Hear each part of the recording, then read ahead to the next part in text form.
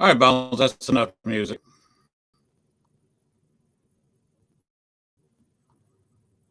That is enough music. I am not sure exactly what we're doing here. This show is not supposed to be broadcast till Thursday, but yeah, to say I'm going live, so I have no idea. They've changed their settings here, and I'm not sure what I'm doing. If I'm live, hopefully I'm recording. So this schedule for broadcast on Thursday, this coming Thursday, with Tony, with guy Tony for the Belsky, from Chicago. He was tour guide there in Chicago. We'll be talking about his tour business and his job in Chicago, and we'll also be talking about his plan to New Orleans. And this should be a familiar looking place to him. This picture that I took when I was there, or is just a common picture. Of course, it's not going to show in front of me.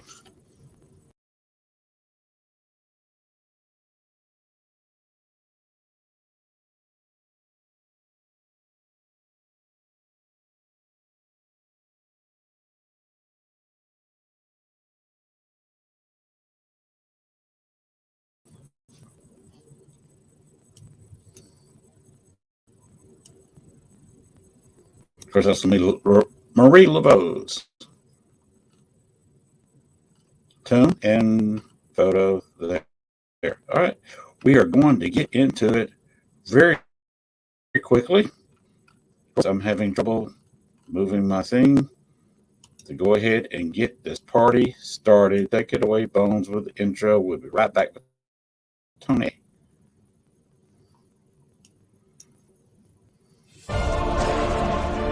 Instrument.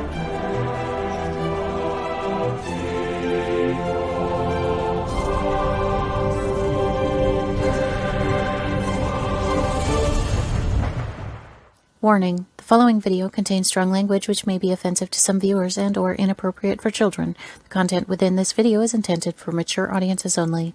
Southern Fried Paranormal with Len Dorman featuring Bones. Catch us on Spotify, iHeart, iTunes, Spreaker, Facebook, Stream, and everywhere else you catch your podcasts. And of course, WLFD-DB.com. Now, from the backwoods of southeast Arkansas, right beside the Bayou Bartholomew, the longest bayou on the planet, broadcasting from downtown metropolitan Cane Creek Township, here is your host, Len Dorman.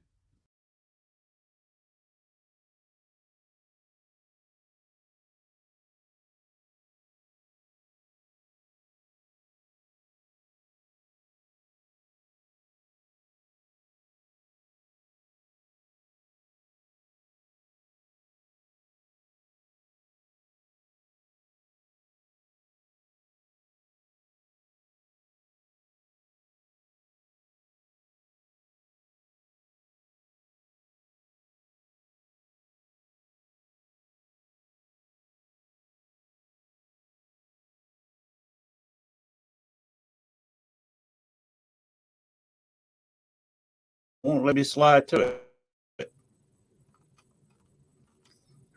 Okay, now I'm finally in control, I guess, of what's going on. Anyway, let's bring Tony in right about now. Crazy technical difficulties this early. All right, Tony. Good morning. Morning. Or good evening when this show is going to air Thursday. True. Good evening. Good evening. Or to everybody watching on the repeats from their favorite podcast networks, no telling what time of day they're watching. True. Yeah. And for some reason, this show is going out live now. I'm not sure why that's happened. We've actually got two people watching, or one person now. Oh. I don't know what's going on.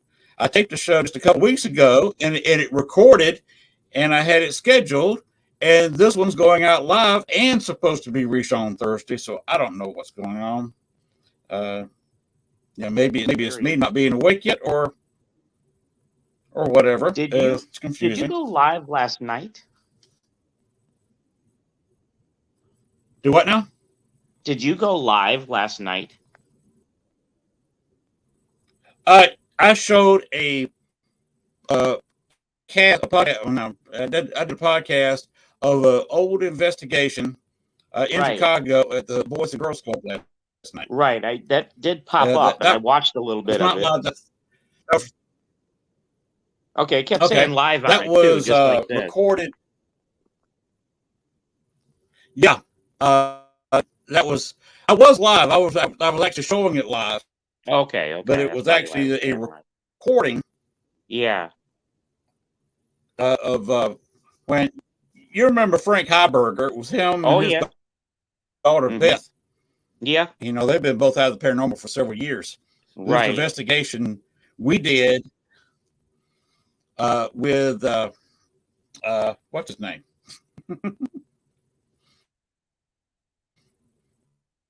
That probably would be Ed Shanahan.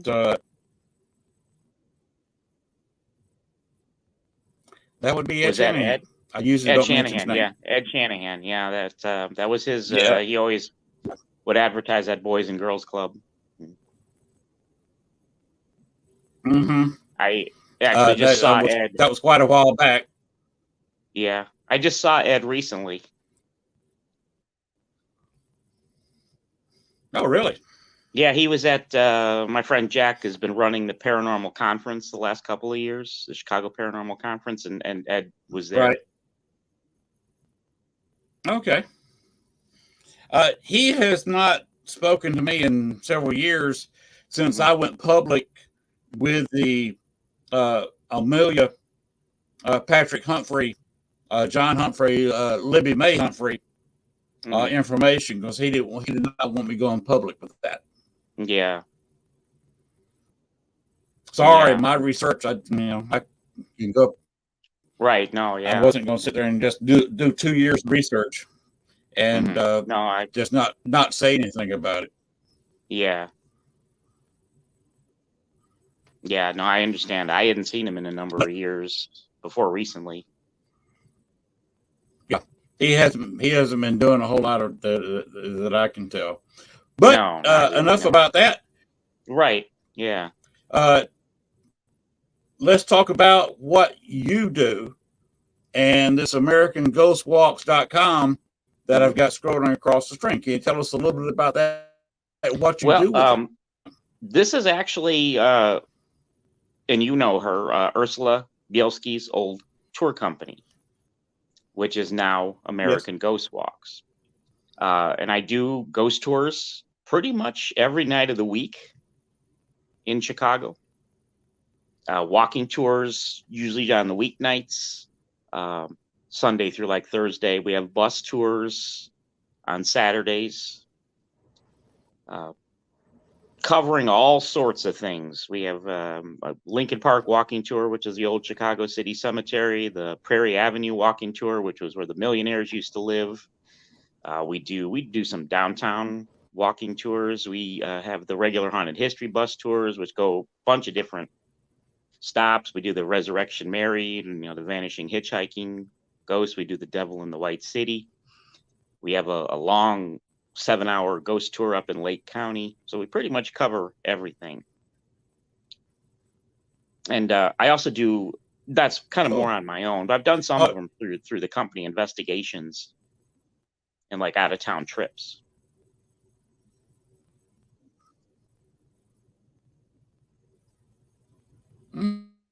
Okay, cool. By the way, if you want to talk about Camp Douglas and any of the investigation we did down there several years ago, you did help out with that. Right. So if you want to talk about it, you've got my permission if you need it. Actually, that's interesting. If you want to talk about me or. See, I've been thinking a lot about Camp Douglas lately, and I think it has to do with a few weeks ago, Ursula reached out to me, and she is looking to write another book, a book designed more along the lines of what places we would talk about on the current tours that we're giving. Now, we don't really go to Camp Douglas, but it comes up on a lot of different tours. We pass it on the Devil in the White City tours. We're off the Lakeshore Drive over there. It comes up on the Lincoln Park tours because a lot of the soldiers that died there were buried in the Potter's Field at City Cemetery, which is where the softball fields are now. Yes. So I've Right. been thinking about, And then moved to Oakwood Cemetery. Right, and moved to Oakwood Cemetery. Well, they say some of them were moved, not all of them. But yeah, Oakwood Cemetery. Right. But I've been thinking a lot about Camp Douglas, so it's interesting that you bring that up.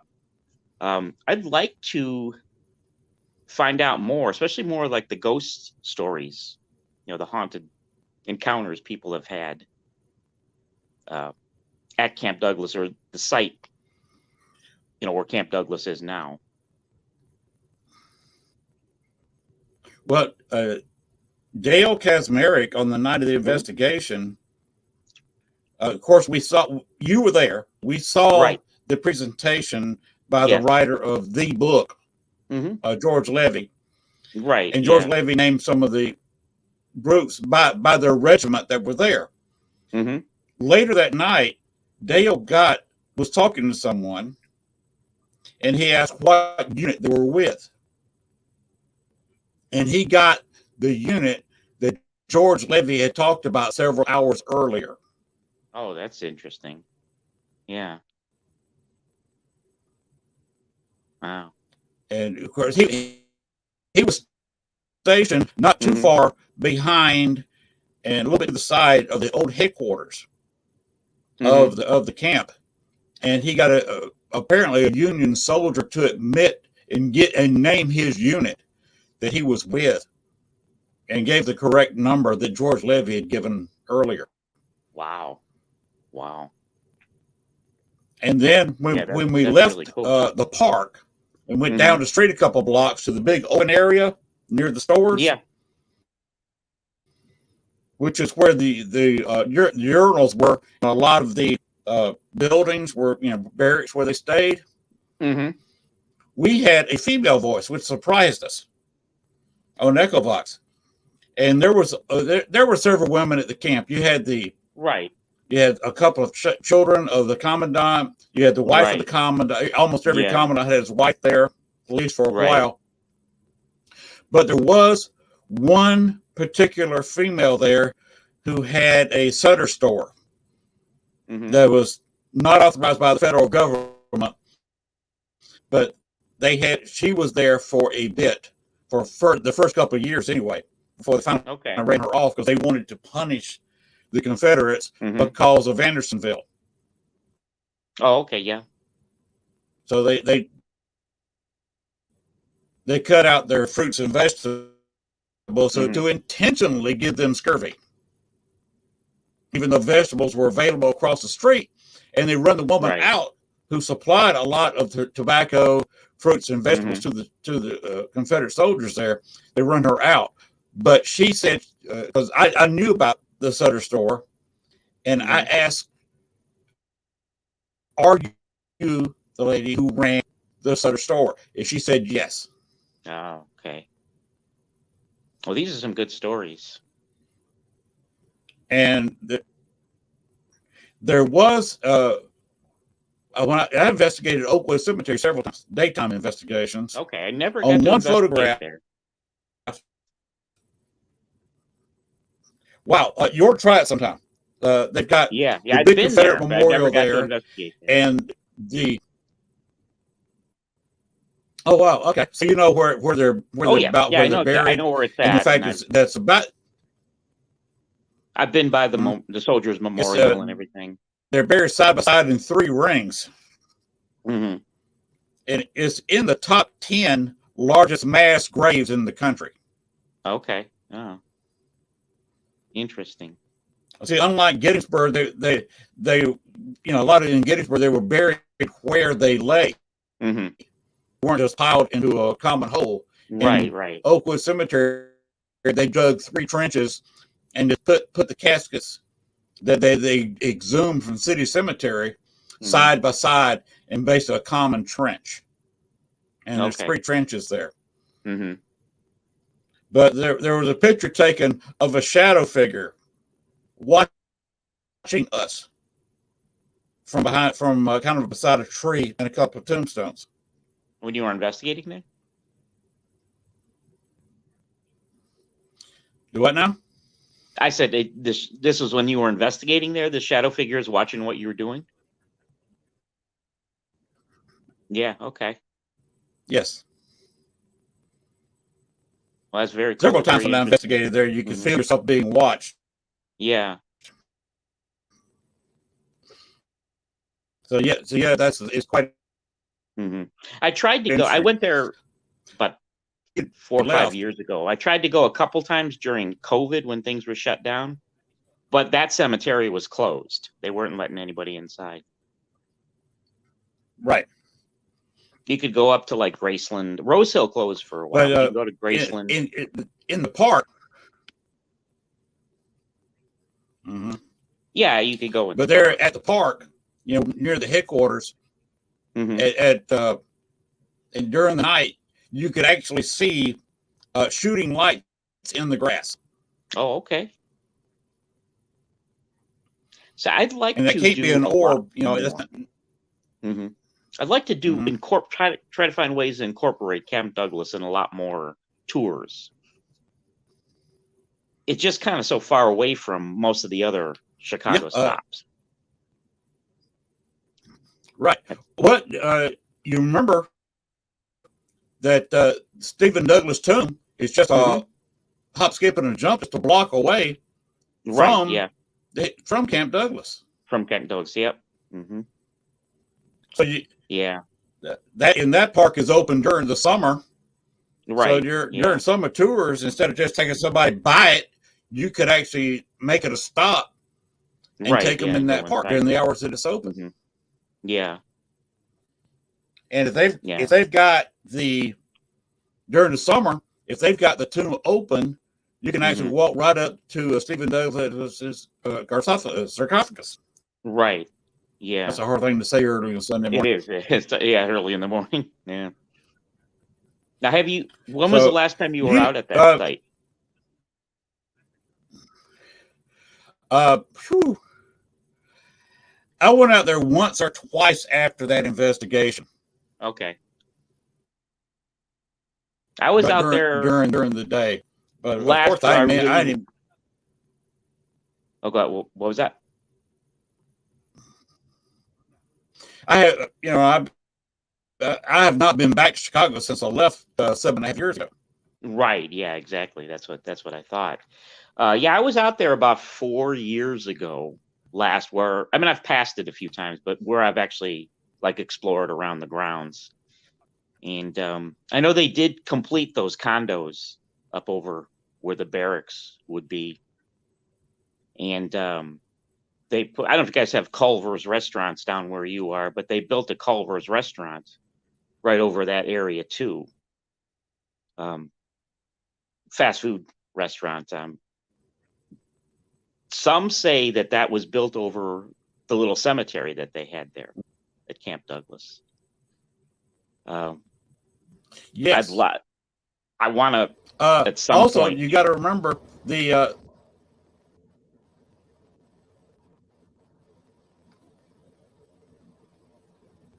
at some point I'd like to go. You got to remember they had the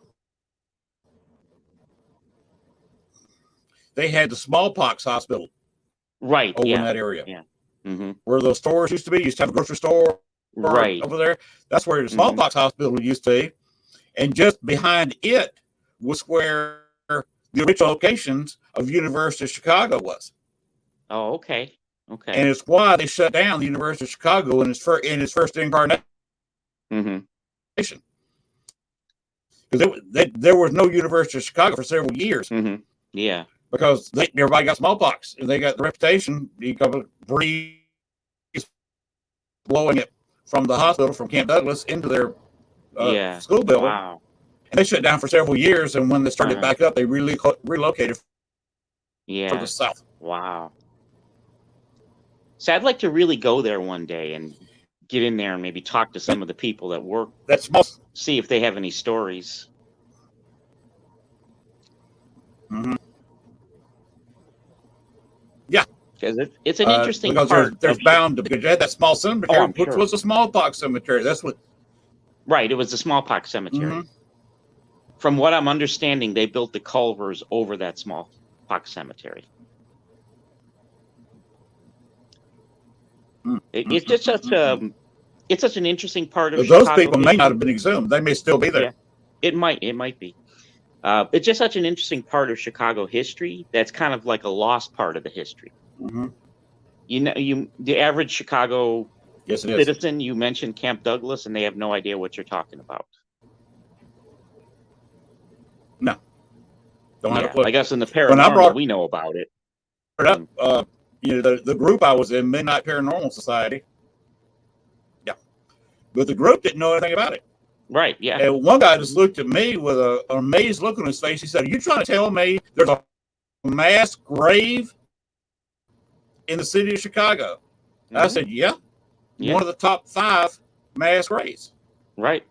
Since then, they found a couple more, so it's moved down the list, but it's still in the top 10 largest mass graves in North America. Right. Is right there. Mm-hmm. And very people know much about it. But yeah, definitely I'd like to do more with Camp Douglas. Go to that site more. Incorporate it into some of the tours. I would advise getting a copy of get a copy of the book. Okay. And some of the photographs that go with the book. Mm-hmm. And you can maybe show the photos or whatever, and definitely quote some of the commandants that were there, and just some basic information. But you probably need to read the book and get you a copy. Have to read the book first of it so you can kind of memorize. I remember the presenter there. I couldn't remember what his name was, and I did. Levy, you said his last name was George Levy. George Levy. Okay. George Levy. Mm-hmm. Yeah, I'm sure the book is still out there somewhere. I'll find it. The name of the book is "To Die in Chicago," which is that's an excellent title for a book for a paranormal tour. To Die in Chicago is a bit more. To Die in Chicago. That you could make a whole tour out of something like that. Yes, you could. Yeah, now it's giving me some ideas. I mean, look what I did with it. Right. Yeah. Exactly. Yeah. Because George Levy's several years older. He was getting pretty old to do a whole lot at the event. But I did talk George Levy into coming down there and doing a slide presentation. Yeah. Said it kind of creeped him out a little bit because he'd never done a slide presentation outside. And it never even occurred to him to do a slideshow about Camp Douglas on the Camp Douglas site. On Camp Douglas? Well, that's good. It's good that he came down there and did that. Mm-hmm. He was quite nervous. Oh, I bet. Yeah. Yeah, that was a very interesting and memorable night. I was glad I got to be a part of that. But let's talk about New Orleans. Okay. Sounds good to me. I had a great time in New Orleans. Definitely a very interesting city. I know you've been there. Where'd you stay? Actually, we stayed because I had a bunch of people with me, and they wanted a nicer hotel that had like breakfast in the morning and stuff. So we ended up staying in downtown New Orleans. We stayed at the Hyatt House, which is just a very short commute to the French Quarter, and some of the other things around there. So we didn't actually stay in the French Quarter itself. I know a lot of people said you should stay in the French Quarter. Then other people were telling me, "Oh no, the French Quarter is dangerous. Don't stay there." I personally walked around it many nights, and I didn't have any problems. But people tell you that about Chicago too. You can't walk around in Chicago without getting shot. I never. Yeah. Yeah. And we've both roamed around Chicago at night. Right. Yeah. So the only place you to be careful in New Orleans is John Lafitte's. What do they call it? John Lafitte's bar. Oh, the bar. A blacksmith bar. Yeah, the blacksmith bar. Yeah. Did you go? Yes. Did you go there? I did go in there. I did go in there. Took a lot of pictures of the fireplace. Stuck my hand in the fireplace. Didn't have anything come through it, but yeah, we did go there. I didn't have any problems there, but I had heard that there were some problems around there. They had the night. Well, it's mostly a local bar. And it is. It's kind of toward the bad end of Bourbon Street too. Right. Yeah. That's the only place you might have trouble. If you can go in there, especially at night, and not have any trouble, you're not going to have any trouble anywhere. Yeah, that we did. We were there at night. We didn't have any trouble. I didn't have any trouble. I mean, there's just like you have in Chicago. You have a lot of homeless people that'll come up to you, ask you for money or something like that. But other than that, I didn't have any trouble. But yeah, I tried to take photos of the fireplace and everything, but I didn't get anything in those photos, unfortunately. But definitely an interesting bar to go to. Wow. Did you drink the purple drink? Yes, I did drink the purple drink. Yeah, I did drink the purple drink. It was good. How many? I had just one there. I had another version of their Hurricane over at the Voodoo Lounge.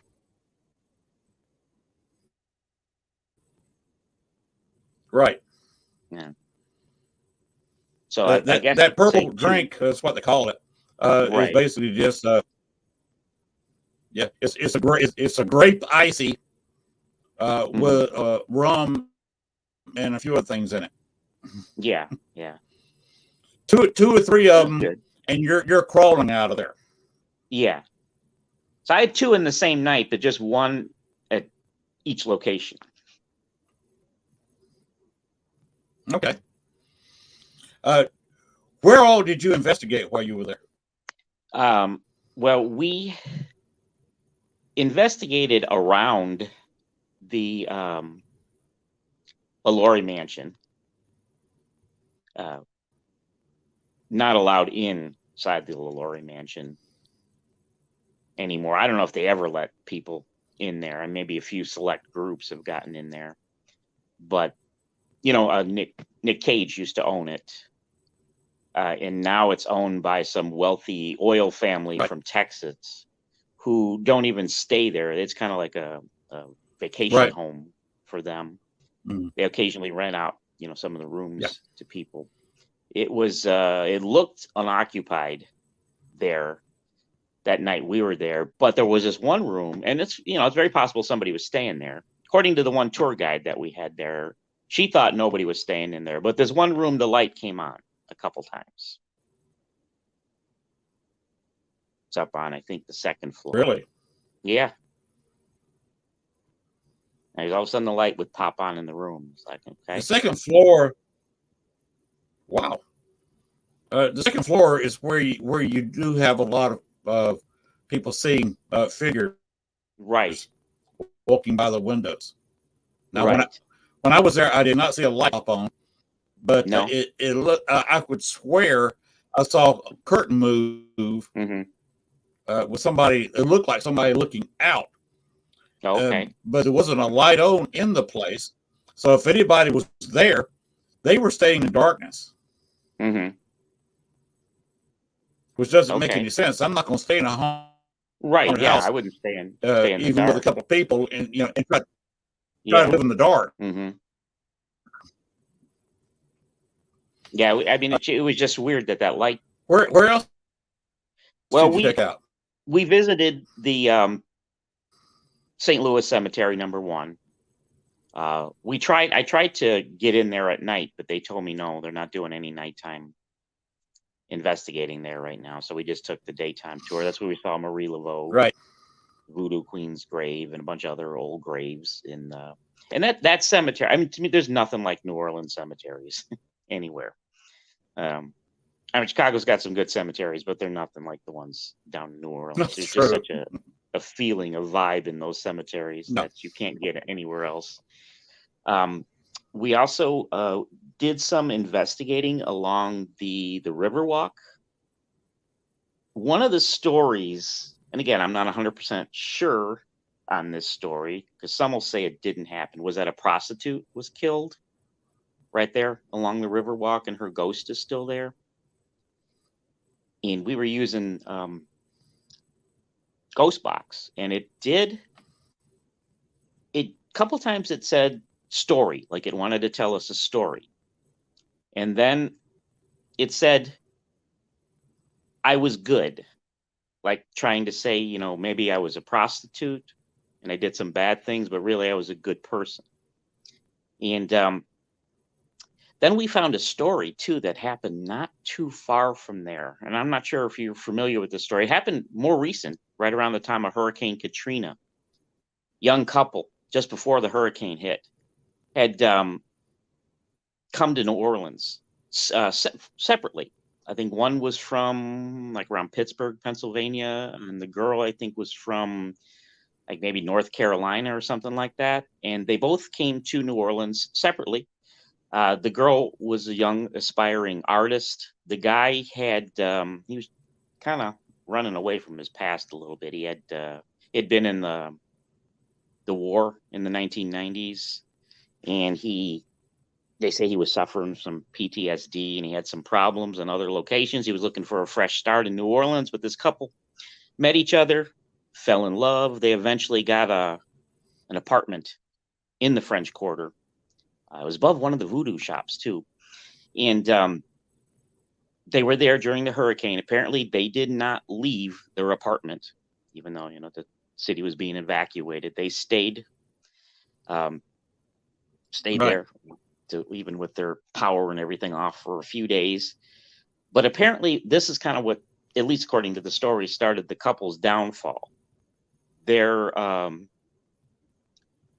a while for their jobs to resume, and I think the guy's job maybe didn't even resume, and their income wasn't coming in as well, and it kind of started a lot of the problems between them.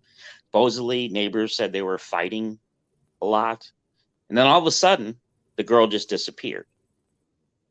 He was telling people that she went back home because they're having problems. She went back to her home, North Carolina. But people started smelling stuff coming from the apartment. And what this guy actually did is they had a fight. He strangled her. He killed her by strangling her.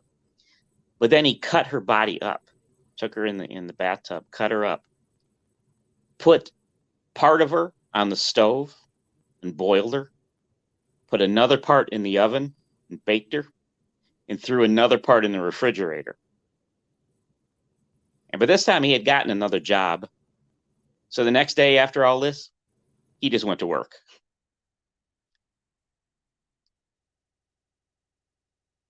Oops, looked like I lost you.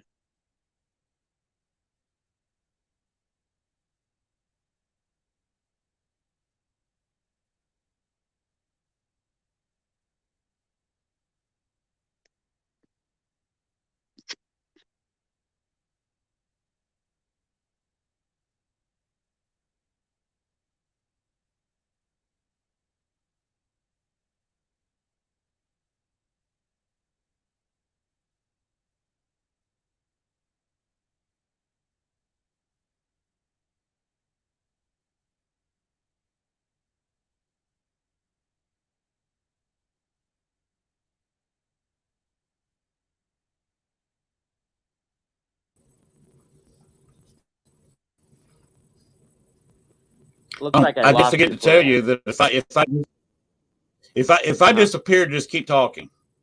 Okay, just keep talking. All right. Yeah, it looked like I lost you, so I didn't know what happened. But yeah, with his girlfriend on the stove, in the oven, and in the refrigerator, he just went to work the next day. Just went about his business for about a week. Then he checked into the Royal Orleans Hotel down in the French Quarter, and he committed suicide by jumping out Right. of one of the windows. So then it's at that point Mm-hmm. the police went into his apartment, because a lot of the neighbors and friends were like, we haven't seen his girlfriend for a while. We don't know what happened. I remember to her. that story. Yeah, and then they found her. They found her on the stove and in the oven and in the refrigerator. And a lot of people say the ghosts of both of them are still there, very active in the town. And again, we were by the site, and we had the spirit box out, and we asked, why did you come to New Orleans? And it said art. So she was an artist. And there was other stuff too. I know one of the ladies I was with has it all recorded, all the answers that we got. But they were direct responses that would have had something to do with these two stories. The guy did mention in one of the responses, like war, and some of the issues that he was having with the war. And he did say that, like, he loved her, but that he had problems, which kind of led him to do what he did. Mm. But I had heard a little bit about that story Wow. before I went down there. I didn't know all the details till I got down there. Now, that's not a story they will tell you on any of the ghost tours or anything you take down there. That's kind of one you have to look up on your own. Now, when you were down there, did you take any? You gotta watch go on any of the ghost tours? Yes, went on several of the walking tours. Right. Yeah. Lucky we did, because with my of course, I'm 67 years old now, Mm-hmm. and Gail had back surgery where she had 3 vertebrae in her back fused. So both of our days of walking tours are over. Oh, okay. Okay. We go back down there. It's going to be strictly bus tours or trolley tours, both of which they had. Right. Well, yeah. Yeah, we saw the bus. But our days of walking are over. Yeah. If I go back. Mm-hmm. But from what I'm hearing, where else from did you people go? Did you hit any of the local? I didn't hear what you said. Kind of broke up a little bit. Yeah, go ahead with what you were saying. Oh, I said we I forgot what I was saying. We did take a couple of different. We took the St. Louis Cemetery #1 walking tour, and then we did take like the French Quarter ghost and vampire. From what I'm hearing from people who went years ago, Mm-hmm. that a couple of the more gruesome vampire stories they're not telling anymore. Apparently there was a story, and maybe some things say maybe the story wasn't true, about 2 brothers, the Carter brothers, who were in the 1930s, were terrorizing like the French Quarter, Mm-hmm. by kidnapping people and torturing them and sucking their blood out of them, because they claimed that they were true life vampires. Apparently they don't tell that story in the town anymore. Okay. They've kind of calmed things down a little bit. Right. Yeah. Because I talked to Jack, my friend, had told me about that story. He told me about another story about a college student who was kidnapped by some vampires. And if they told those stories on the tours anymore, because he had heard that they don't. And I had asked the tour guide at the end of the tour, and she told me no, that the companies don't want them telling those stories anymore. So yeah, they don't. But what was your question? Did you go in the church? Did you go in the church? In the St. Louis Catholic church there in front of Jackson Square? Yes. No, It was closed. I wanted to go in the church. I got pictures of the outside of the church, but it was closed. So I couldn't get inside it, but I would love to have gone inside. Did you go? Oh, I yes. didn't hear that. Did you go into the Pirate Bar, did you go to the Pirate Bar, which is just down the alley from the church? Yes. Yeah, we did go in the Pirate Bar. Yeah. And we went into. I'll tell you a little something about that place. Uh-huh. Go ahead. The pirate bar is itself haunted. I was Mm-hmm. in there one night, and just me and the bartender, Uh-huh. which is always bad with me being married. Anyway, Mm-hmm. I was talking to the bartender, and her boyfriend about a year before had died. Uh-huh. So I was trying to contact him and managed to contact someone that was talking with me, Mm-hmm. and I recorded it. The recordings got completely erased off my devices. Really? And that's happened to me a few times in the past, but yeah, that's On, on multiple devices, the multiple. recording was Yeah. erased. Yeah, they didn't want you to hear that recording. So what? Mm. They didn't want me to hear it or broadcast it, repeat it, Yeah, whatever. right. Mm-hmm. So See, that's that's a definitely an story I interesting place wasn't to go to. familiar with. What I was going to ask you Yeah. earlier, that's kind of a personal story. You know me. Right, If somebody died yeah. in a place or around a place, I'm going Mm-hmm. to try to contact them Oh, and yeah. see. Did you go on any plantation tours? Yes. We went out to the Myrtles plantation.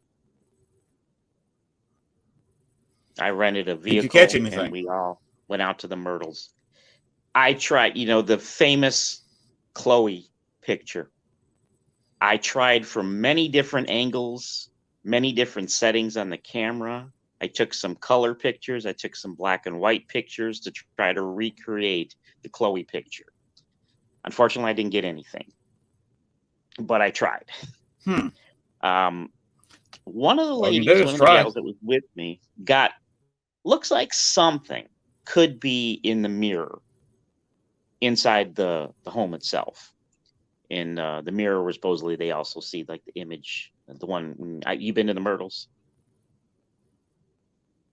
When you I have first come in, not.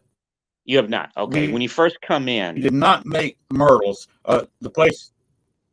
No. which one did you go to?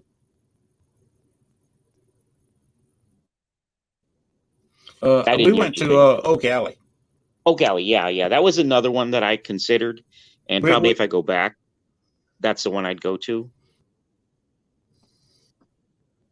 But I had heard so much about the Myrtles throughout the years. when I was down there, yes, you got to go to Myrtles. We did not. Mm-hmm. We were going to go there next time we go. Yeah. Now at Oak Alley, they used to. I don't know if they're doing it now. I need to contact them because that's where I want to stay for at least a night or two. Oh yeah. The slave house is behind the main plantation. They rent out like a hotel room. Yeah. And you can stay there, and you can imagine what I would do in 1 or 2 nights, staying all night long in an old slave quarters on old plantation house. Oh yeah. And if you go down there, catch it all season, and just you're there by yourself. Right. You can't get in the mansion, but you can go up on the porch, and I do some serious ghost hunting there for just the price of the room. Now that's about $200 a night per person. Yeah, that'd be interesting. That'd be definitely interesting. I did kind of briefly look into Oak Alley, but I wanted to see the Myrtles since I've heard so much about it throughout the years, and I was familiar with some of the famous ghost stories from there. Now, some people will tell you the whole Chloe thing isn't real, isn't true. I put up some pictures, and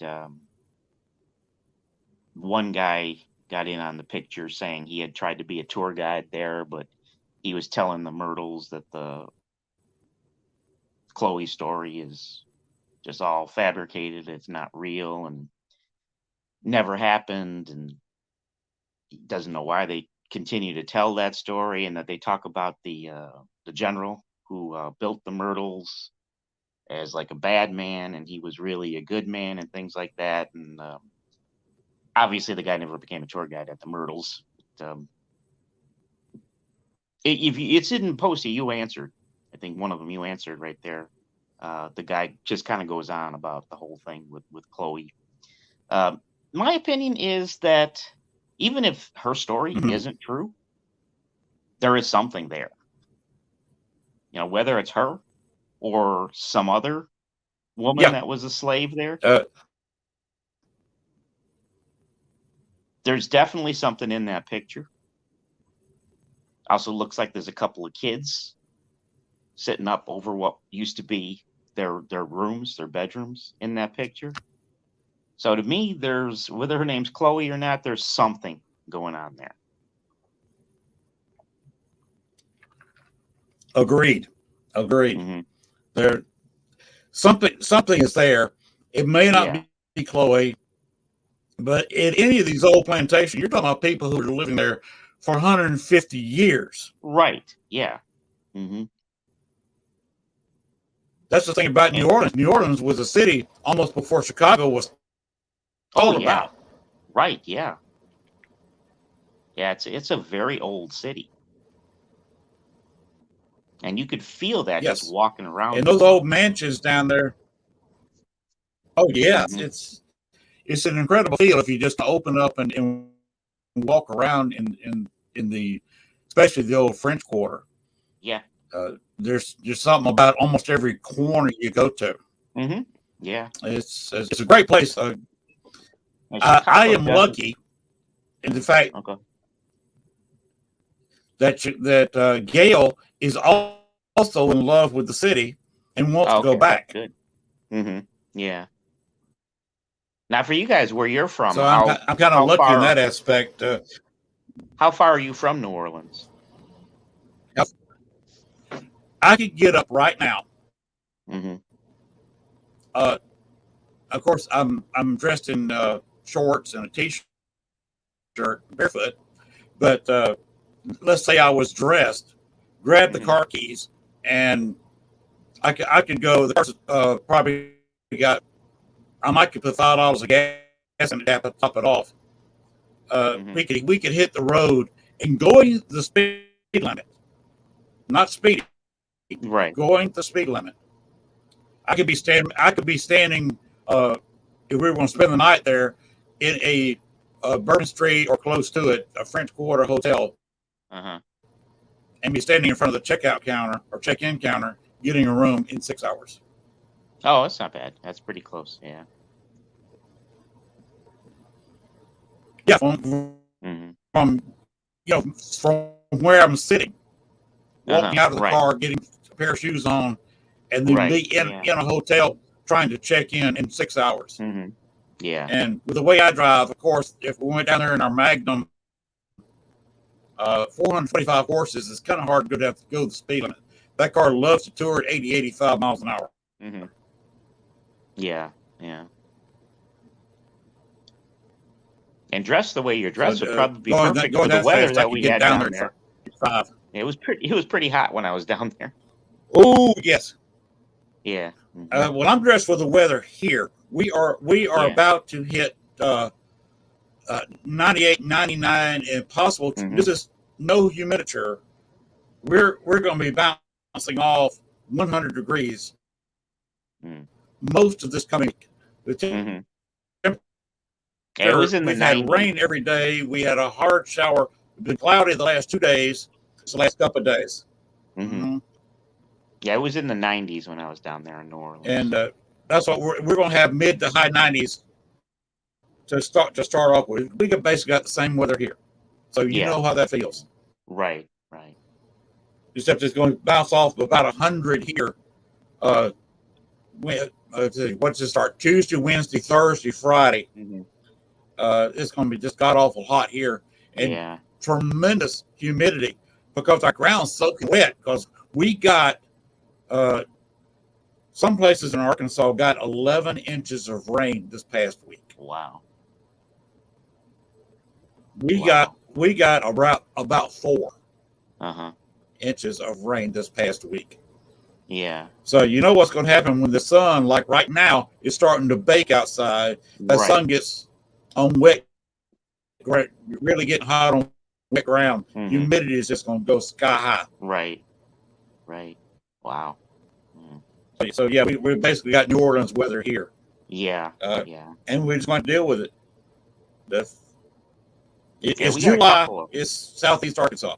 Oh yeah, it's hot. It's hot. We got a couple of storms that blew through in the afternoon in New Orleans.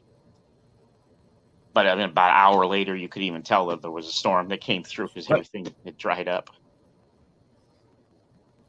Now, we also took a swamp tour when we were down there, one of the swamps. Actually, the town that the and swamp you saw tour some met in was raccoons. Yep. Yeah. Went to the town named after the pirate. You saw some Lafitte. Yeah, that was the town. You saw some gators. Saw some gators. Yeah. Tour guide was feeding the gators marshmallows. Did you see it? Yeah. Did you see any of the wild hogs there? I did not see the wild hogs. I don't know if there's none of them were out. We did have a couple of raccoons that came right up to the ship. We did see some different birds that you would normally see. Some turtles we saw. The blue crabs. We also, from where we were on the boat, you could see the little cemetery that was there. And the tour guide was telling the story of not Hurricane Katrina, but Hurricane Ida that hit more over in that area, and how some of the caskets were blown into the water. How the day after the hurricane cleared off, there's all these caskets like floating around in the water because they were blown out of the cemetery. They had to pick them all up and try to put them back to where they should have been. Which they probably didn't get. That's a similar story to what they got in Chicago with cities. Yeah. No, of course not. No. Remember, City Cemetery's got some horror stories like that. Oh yeah, right. City Cemetery flooded and caskets floated out. Right, the caskets would float into the lake.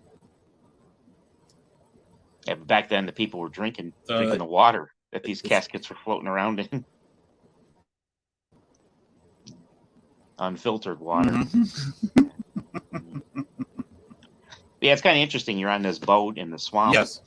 The bayou. So we're understanding from what you bringing your show said, you live near the bayous, and you're on this boat in the bayous. Yes, I live near Bartholomew Bayou. Okay. And then all of a sudden, here is. All of a sudden, this cemetery pops into view. And most of the group that I was with, they're the paranormal people. So the rest of the boat sitting down. We see this cemetery. We all jump out of our seats and we run toward the edge of the boat because we're taking pictures of this. Look at the cemeteries over there. Rest of the people are just sitting there watching us. But yeah, but then the guy did talk about the cemetery. You became part of the show. We became part of the show. Yeah, exactly. And he told the story about how the caskets were floating after the hurricane. And cemetery went back to the 1700s, so it's been there a while. And of course, yes, there. You remember how long ago French were, trying to go down the Mississippi and try to find the mouth of the Mississippi. There's been settlements down there, people walking around since the 1600s. Right. Yeah. Yeah. Much older than anything you'll see up here in Chicago. I'm gonna have to. Right. I'm gonna have to do a show sometime on what I saw down at Poverty Point. Tony. Yeah. I can only record 1 hour shows. Oh, right. So yeah, I think I remember. I got 5 minutes. I got to get out of here. What I'm gonna do, I'll send you a link. I'll create another show Okay. and send you the link to it. All right. So let me get out of this and stand by until I give you that link, and we'll start another hour or so. All right. Okay. All right. Sounds good. All right. So let me get out of here real quick, Okay. and